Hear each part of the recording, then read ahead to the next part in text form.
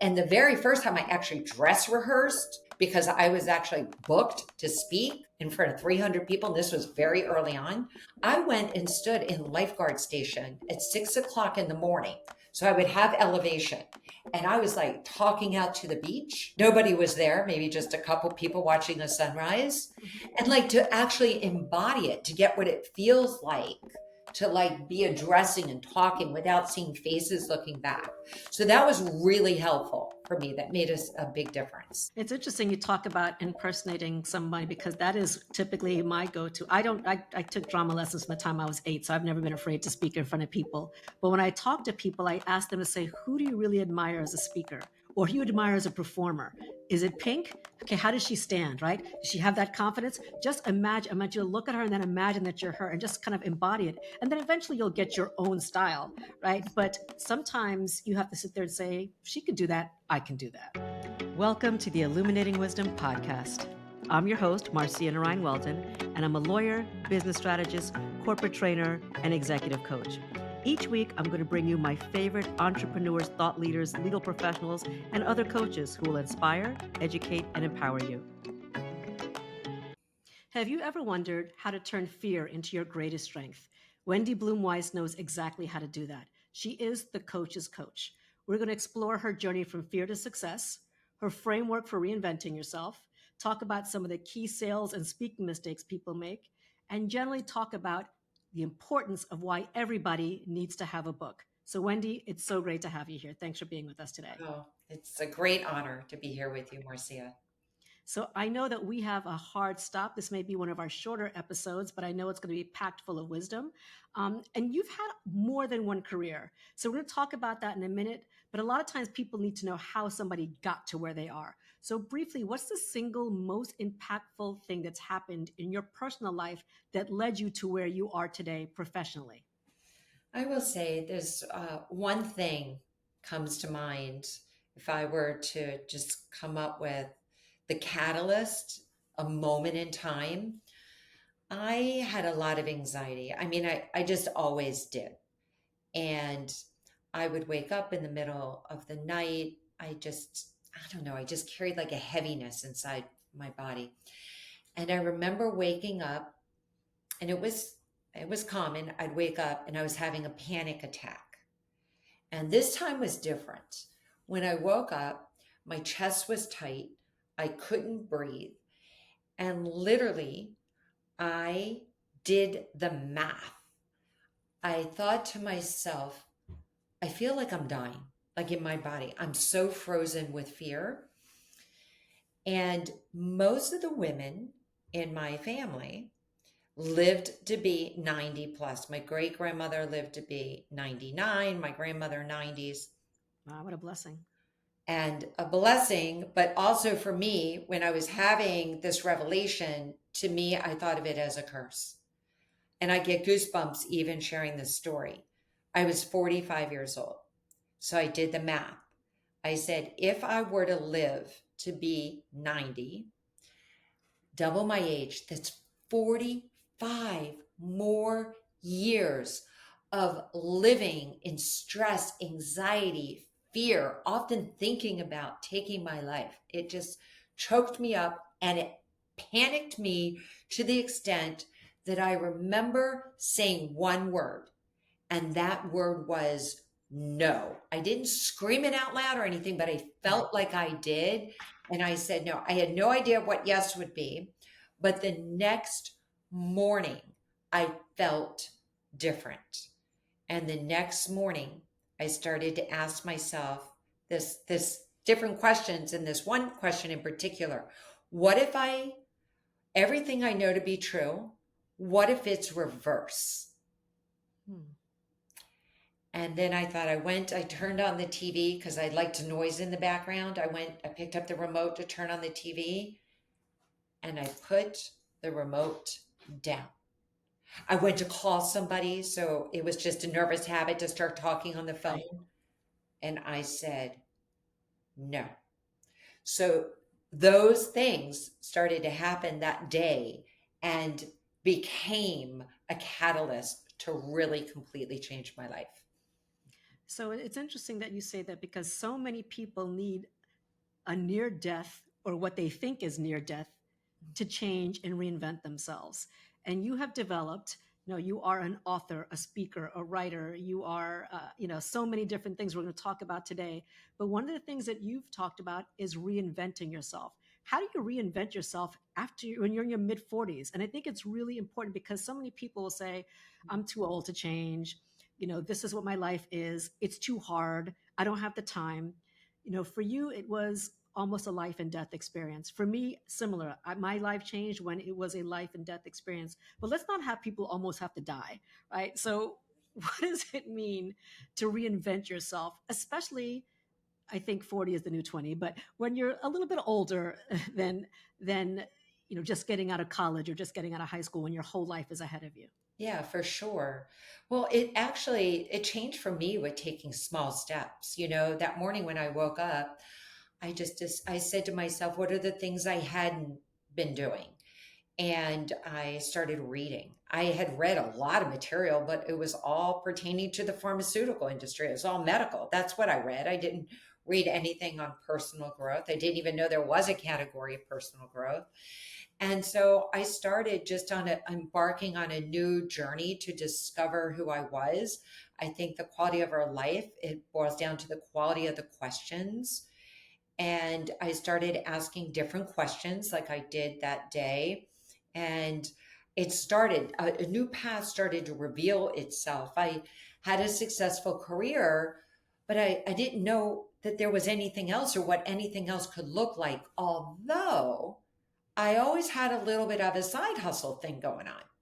Mm-hmm. So I did always have that because there was a creative side, right? I was in such a conservative industry, Because you're in pharmaceutical sales, correct? pharmaceutical sales, highly regulated.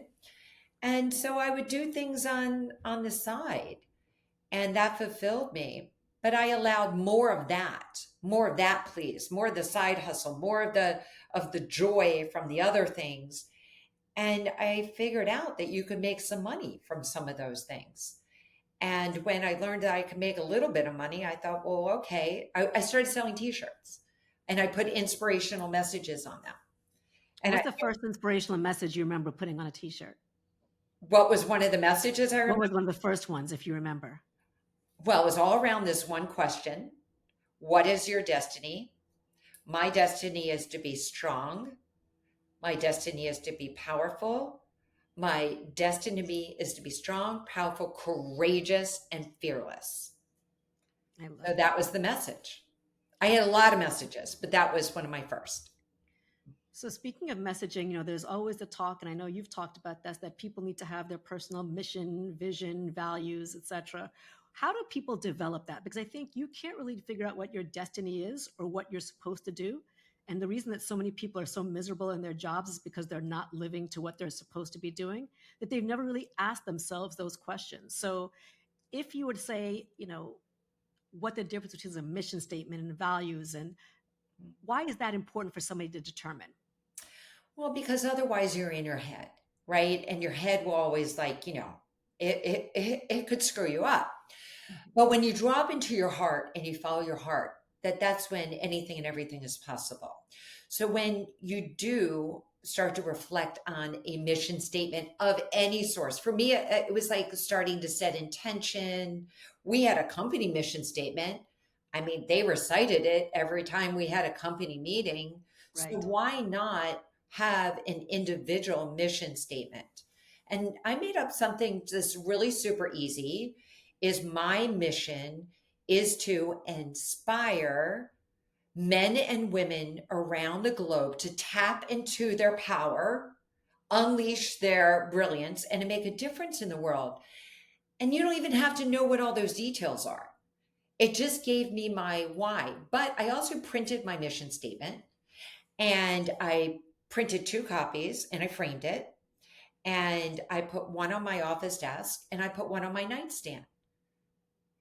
And then when I started to speak, because I was so afraid, right, I would take my mission statement with me and I would actually walk up on stage with it framed and I would speak my mission statement. And so to me, it was a big deal actually creating a mission statement. And I think everybody should do that, their mission statement, their vision statement, because that's your guiding principle. I have like my own little slogan is if it's not a hell yes, then it's a hell no. I mean, unless I'm being paid and I have to do it, right? Or it's against the law. Right, But exactly. if I don't sit there and think about that, then you're going to be all over the place. And I want to say something that's really interesting. You said you used to go up on stages in fear and you had to hold your mission statement. One of the other, because you are a multi passionate, multi hyphenate like I am, you also basically run a speakers bureau. And I first met you on Clubhouse years ago when you were talking about getting people to speak. So, how do you go from I'm afraid and I'm trembling on the stage to basically holding massive events with hundreds of people and helping people learn how to speak? Well, it started slowly. All I did was like, all right, I need to be around speakers and coaches. And how could I do this? And I thought I'll just start a Facebook group and I'll name it Speakers and Coaches.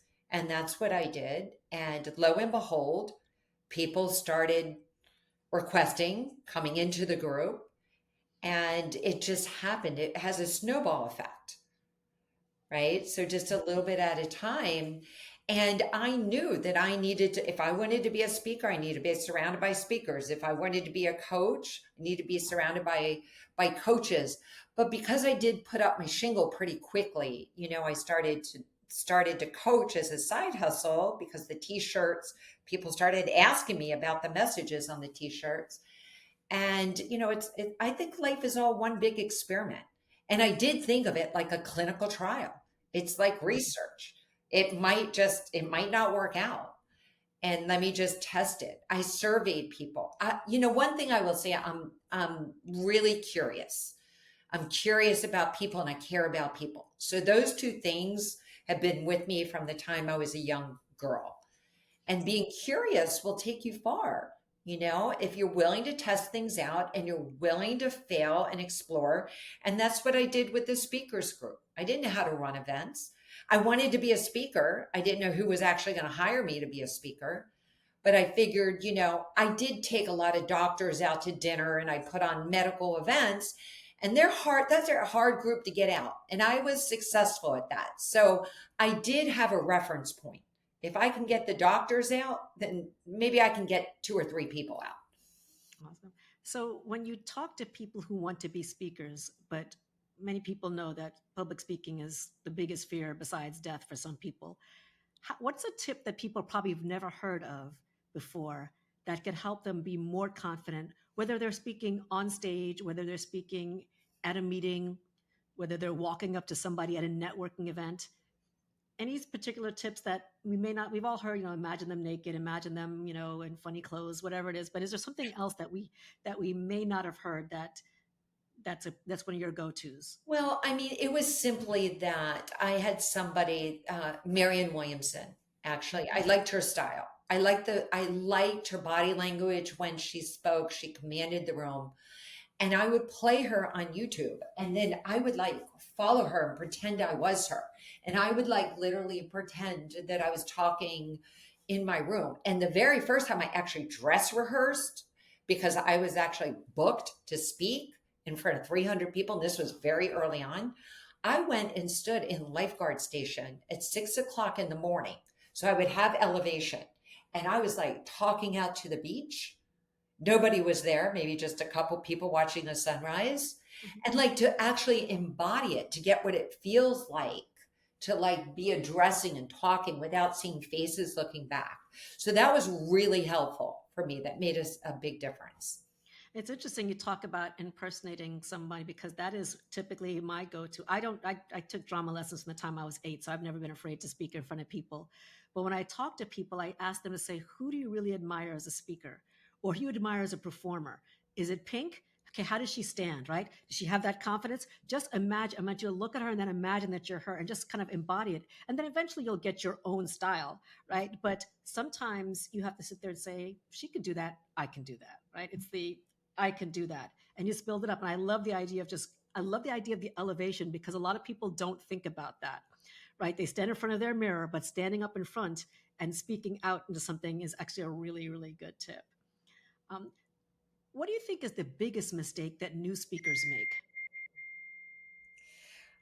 wanting to share everything that they know when they go up on stage, like so they lose themselves. So you need a system, and I always say like 3 points or Hmm. 5 steps max, and Right. to use something like a acronym or like this is 3 steps, so that you can really stay on point instead of going in a million different directions.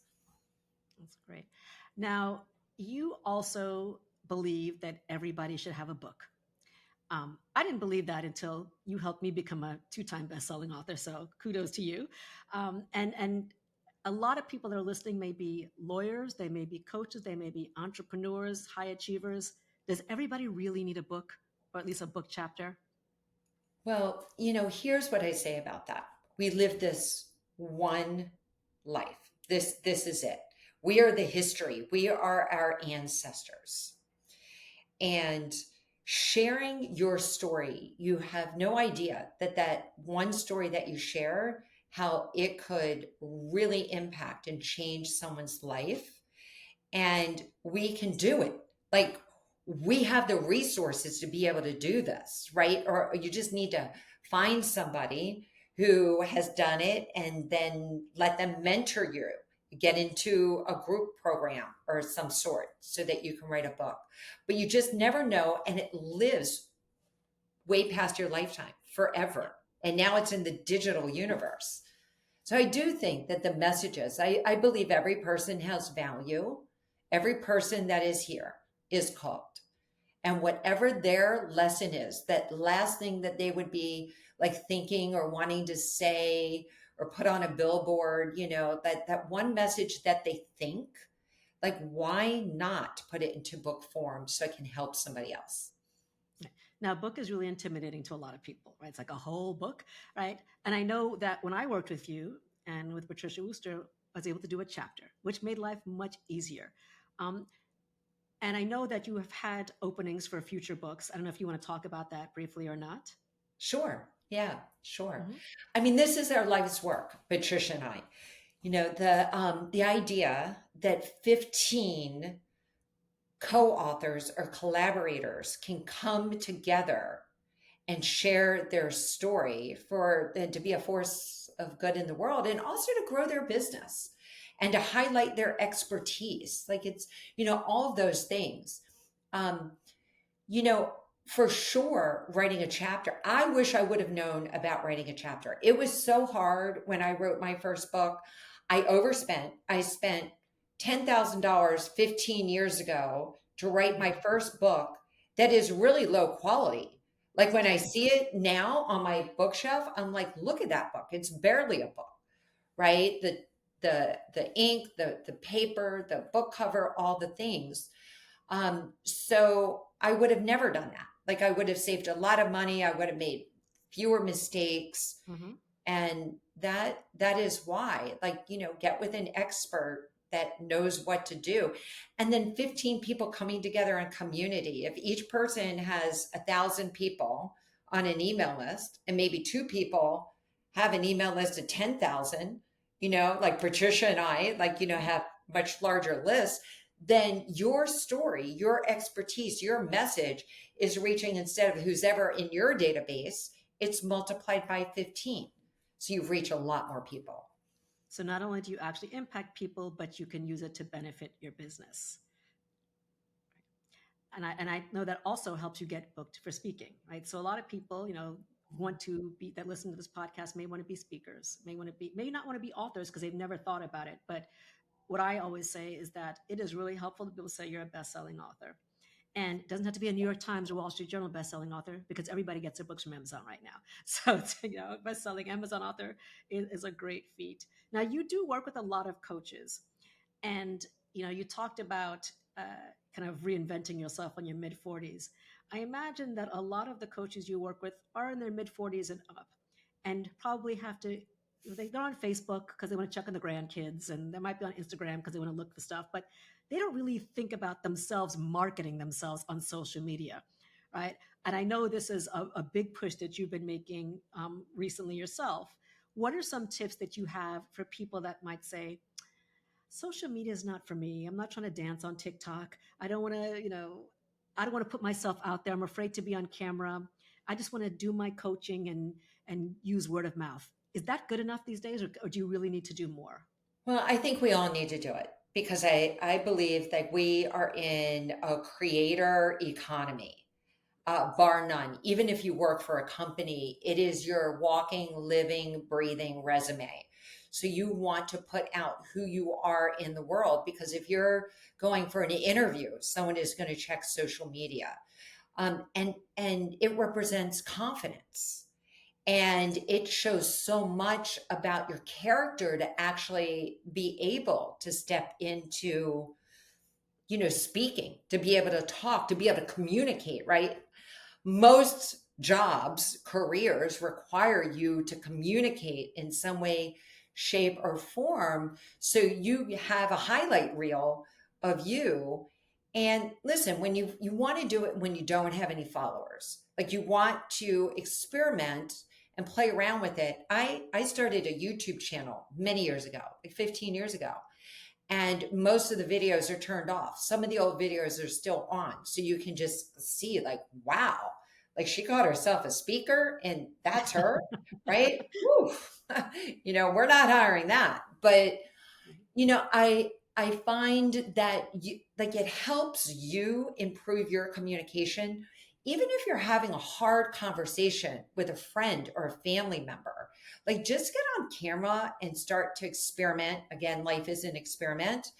And then when you land on something and you do something well, you'll be really proud of yourself and you can check the box that like I'm willing to be seen. Most people don't want to be seen. I didn't want to be seen.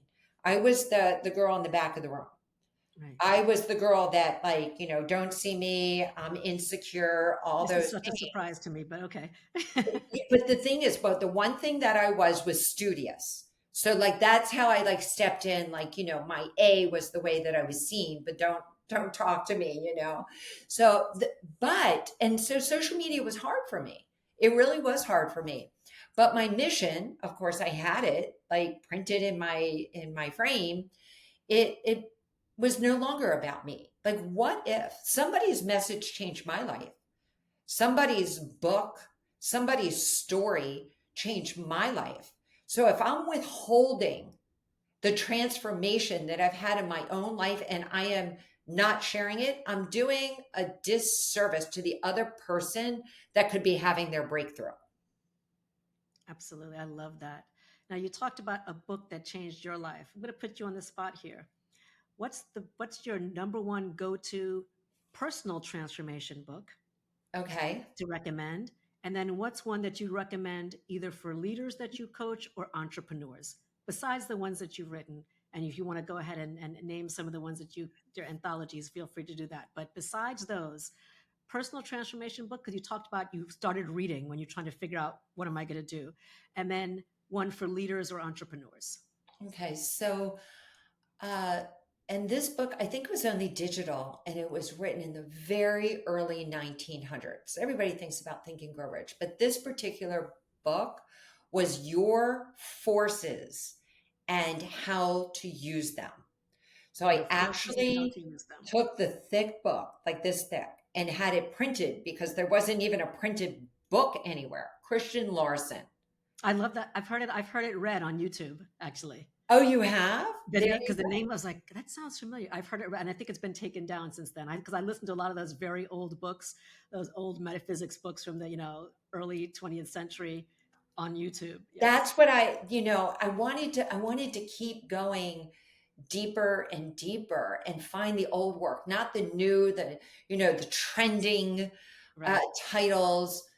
So that really resonated with me. And I like the how to part. I like the Mhm. instructions, like what Mhm. to do. I mean, I was eager, I was ready, I was open. Now guide me. I don't have a guru here at Right. home. I need a guru. Right.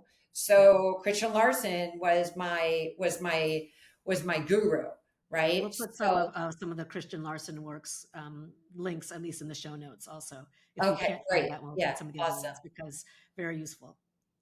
And then as far as leadership books, um, And he's written so many, I don't even know how many, 50, 80, 80 books, everything's leadership. I can tell you the latest book I bought from him, but is John Maxwell. Yep. So John Maxwell, the way he talks about, there's one thing that he always talks about, and he talks about bringing value. No matter what you're doing, is that you bring excellence and you bring value. How can I bring that? People are like, how do I make more money? How do I become a multimillionaire? Like all those things. But I love that he really talks about value and he lives it. You see him live it. And he's written a zillion business books. Absolutely. Um, what are you reading right now? And Oh, talk a little bit about Unleash Academy, because we are both in that. You've given some, you run it, and you've given some book recommendations. I'm still reading one of them right now. But the funny thing is, when I tell people I'm reading it, they're like, I'm reading it too. So there's a lot of business people that are reading, you know, the book that you recommended. But what are you reading right now? well, I have read Shiny Ball and I like to read. I like to listen Mhm. on Audible. That's what I do also. But I will say right now, for me, I am completely obsessed with podcasts. So I actually feel like I get the authors that I would listen to. I'm really focused on health is your wealth, right? Yes. And really focused on as a woman who is 63 years young Mm. and thinking about reverse engineering the end of life. Like this is something I talk about a lot, reverse engineering. So you reverse engineer your future identity, your future self, and like peel it back. And so I am listening to podcasts because I get the author and then I get to hear him on the fly how he answers the questions, like why people are listening to this podcast right now because they get, the all the ins and outs of the topics and the Right. questions that you ask. So I would say that's what I'm listening to. And I'm listening to what I'm most interested is in biohacking. And Yep. our next co-author book, we have two of them. And one of them is called Biohack Entrepreneur. And I'm very interested in biohacking and how it relates not only to your health, but in your productivity. And you hear about biohacking a lot the same time in the world of entrepreneurship. Yes. So I'm really quite fascinated by it. I've been involved in it for a lot of years. I Mhm. would say 15 or 20 years. But now, reaching my mid 60s, now I'm really interested in it for aging and for health and for productivity because I believe our most productive and our highest earning years, most people think that they're in your 40s and 50s. I am stepping into that. Right. I believe they're in your 60s and 70s, that there is a paradigm shift that is happening right now. So it's never too late to change your career or leave a career and become an entrepreneur, to become a best-selling author, to become a professional speaker, and also make a really good income, six-figure and seven-figure like never before is available. And then to make a bigger impact in the world. So that's really what I'm leaning into. I'm all in. I'm having conversations every day around this. You can see like I got like super fired up about it. Yeah, I'm so if really you guys excited about can't see, that. by the way, Wendy is in her 60s, but she really looks like she's in her mid 30s. So, so clearly she's doing something right. And one of the things that you do is you have a morning routine. And I see you all the time on Instagram lifting weights. Now, there's a lot of this morning routine used to be a thing, and then there was a little bit of a backlash. And some people like, you can just roll out of bed. You don't need a 17-step morning routine. Why is a morning routine important to you and what's in it? You talk about kind of having this stellar morning. What does that mean? Or a stellar productive day? Well, I want to say that I've always thought morning routines were vitally important, but I actually think that evening routines could be even more important. So how you really transition into sleep so that you wake up and that you're willing to do a Right. morning routine. So, an evening routine is what creates So the first step to a morning routine is having an evening routine. And it doesn't have to be a lot. It could be taking a bubble bath. It could be like just reading. It could be writing your gratitude, doing like a couple breaths of gratitude or something. But to do something that will be a springboard for your morning routine. So that's like rule number one for the morning routine. And then the morning routine, the very first thing, because I believe, like, we start things small. And if you try to do a 10-step morning routine, it's not going to work out too well for you. So like hydration is a no-brainer, right? But just start with one glass of water. But hydration is really important. And I'm learning about the importance of having like salt in your water that Yeah. have the minerals in it. Hmm. So, adding that piece in there and making sure you have electrolytes. So like all of a sudden your water is like a whole thing. It's just not Right. a mindless thing. It's a sacred thing, right? But our body is 70-80% water, and so is our brain, and so is the planet. So if you get your water in, I say kudos, you've won. So I talk about like these 5 things in the morning. So in the morning is like clear out any stuck energy. So that's forgiveness and that's water. Like, or that's like, whatever, like jumping on a rebounder or going for what, do some clearing work so that you're not carrying the residue from 10 years ago or from yesterday into your day. Hmm. And then also commit. So you commit to your water and then you stack your wins. Like you start, I'm so proud of myself. Like being Right. proud of yourself first thing in the morning. I'm so proud of myself. I drank my water today. And like really started a dialogue like that with yourself. And then Celebrate the every morning win. routine, incorporating reverse engineering, that I'm really passionate about as well. So, thoughts become things. So, if you can have a conversation with your future self, I am talking to myself right now at 100. So, I'm 100 years old and I'm communicating with myself.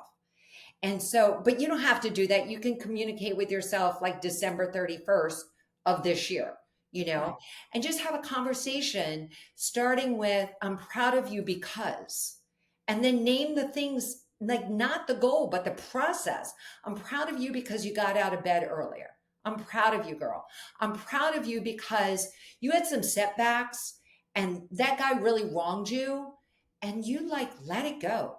I'm really proud of you for that. I see the work that you're putting in, and I'm proud of you. And listen, sometimes you screw it up, and I'm proud of you for like owning your shit too. Right. And like being okay with that. So the morning routine for me is not like it used to be like a really structured thing. I do meditation for 20 minutes. I do breath work. Then I go for a workout and do all the things. And I do my weight training is because one of the biohacks is like, we got to be strong, and so this body has got to hold me, and that's Right. the thing that drives me to actually make it to the gym in the morning and lift weights. Got it. Now, I would be remiss if I didn't ask you about selling because some things that people hate more than speaking is selling. And you work with a lot of mission driven entrepreneurs. And I think for some people who have a mission that they want to save the world, they want to make the world a better place, they're heart centered, it's very hard to sell and it's very hard to charge what you're worth. What are some things that you've seen in the people that you've coached and in your various masterminds that stands in the way of people selling and marketing themselves and charging what they're worth? And what are some tips that you might have to overcome that?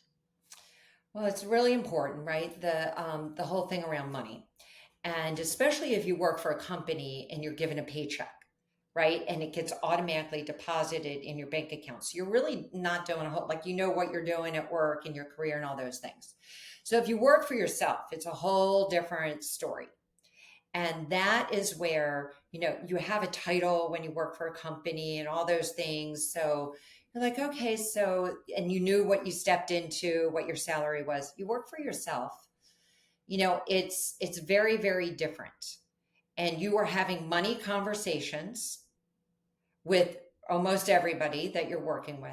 So it Mhm. takes it takes some dress rehearsing. It takes some identity work. It takes some exploring your self-worth and what the old money stories were, and how you grew up and whether your set point is scarcity or abundance. And let's face it, most people's set point is scarcity, right? Absolutely.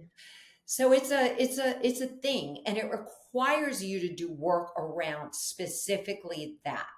And because I work with coaches and help them craft their offer and set their pricing, just about 100% of the time, I'm helping people raise their prices. Or to even like step into, well, first off, if they're brand new, right? You have to have conviction. So you have to have experience. I don't believe in like you're going to have like high ticket offer, like out of the gate, you have no experience. I don't believe in that, Right. right? Now, if you have experience, you have results, you can talk about client results. That's a whole different ball game. Then by all means, then you got to stair step yourself up in price. But first, you got to get clients. First, you got to get results. So I believe just like get a number in there. Like, what's the number that you can embody, that you can look somebody in the eyes with complete conviction that you can get them a transformation?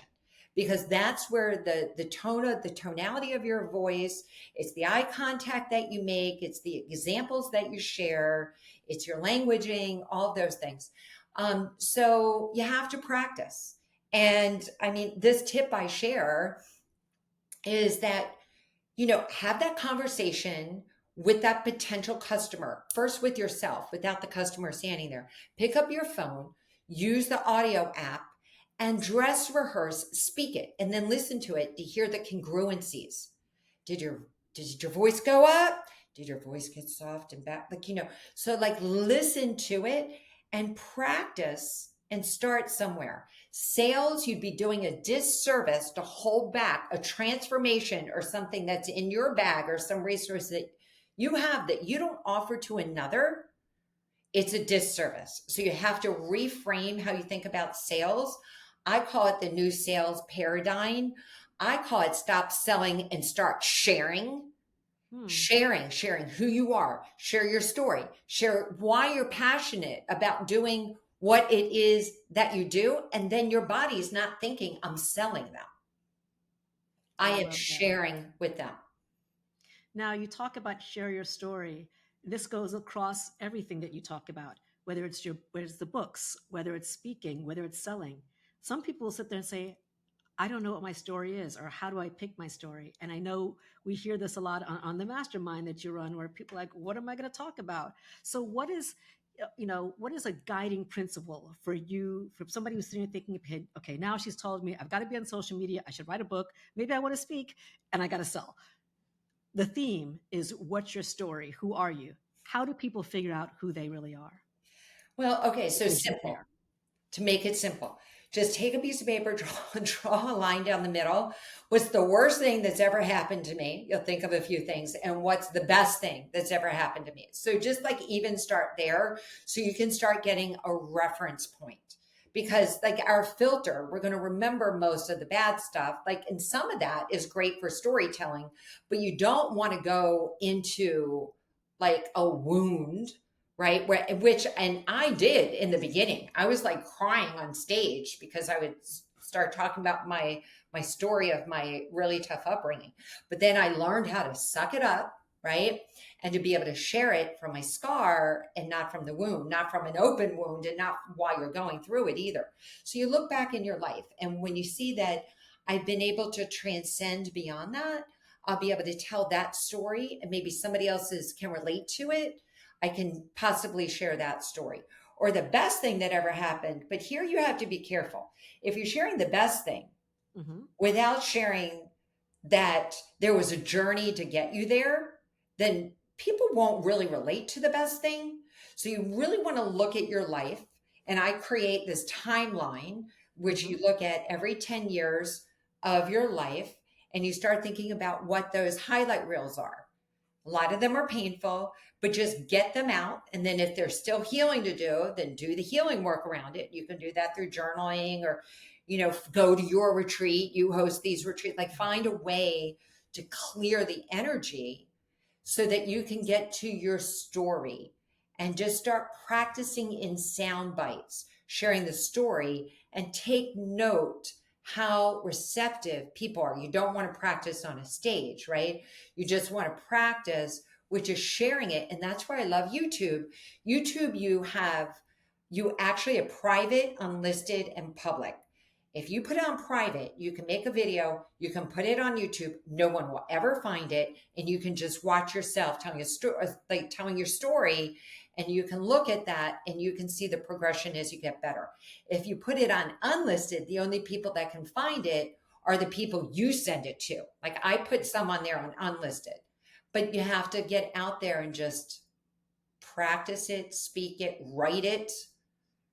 And another book, I'll throw out a book that's really helpful to get unstuck and to start like writing or reflecting on yourself. And that's The Artist's Way, Julia Cameron. The Artist's Way. So, yeah, The Artist Way is really helpful to start doing reflection work. And a lot of top authors, a lot of people just around the world have used her work. Fantastic. Well, you've given so many tips. It's hard to summarize them all. You've talked about the importance of sharing and not selling, and how it's a disservice not to share your story. You've talked about rehearsing how you speak and where to do that. You've talked about the importance of writing a book and how that can help with your business. You've talked about getting out there on social media and how to practice that. If there's one thing you want people to remember more than anything else, and this is the second to last question, if they remember nothing else, or if there's something you didn't get to say that you want people to know, what would it be? To just breathe. Like if you need a very quick tool, whether it's standing on stage or having a hard conversation or getting through a day, it is the first thing we do when we're born. It's the last thing we do before we die. We know that disease and doesn't like a lot of oxygen, right? Oxygenizing our cells. And so just breathe is usually the answer to a lot of questions that we have in life. I love it. Last question is, how can people work with you? I am Wendi with an I, and it's Blum, Blum. And it's also Weiss, Weiss. So I use both. Normally, Wendi Blum, you'll find me anywhere, Wendi Blum. And my website, wendyblum.com. And And speakers and coaches. who do you work with and who do you serve? Oh, I work with men and women, entrepreneurs, leaders, speakers, coaches, really to help them step into their visibility. They do what they do so that they can impact and make a difference in the world. And there's so many ways to do that. Book, on stage, social media. There's never been a time where we have all these resources available to us as a business owner and entrepreneur. Fantastic. Well, Wendi spoke about retreats. This episode has been brought to you by the Release, Reset, Reinvent retreat, which has actually now been postponed till February because we were going to have it was decimated by Hurricane Beryl. So we're going to be giving a percentage of the proceeds to Treasure Beach, Jamaica, but we'll be doing it February 15th to the 21st. And now you've listened to Wendi, you know why she's my coach. So thanks so much, Wendi, for being with us. And we'll have all of the links to where people can work with you and find your work in the show notes. Thanks again for being with us. And if you guys thought this was helpful, please make sure you share it. Share it with an aspiring author, an aspiring speaker, an aspiring coach, whether they're new to it or whether they've been in it for a long time. Trust me, you will learn a lot from Wendi. Thanks again. Thanks so much for joining us. Stay tuned for the next episode. If you like what you heard, subscribe and share it with others.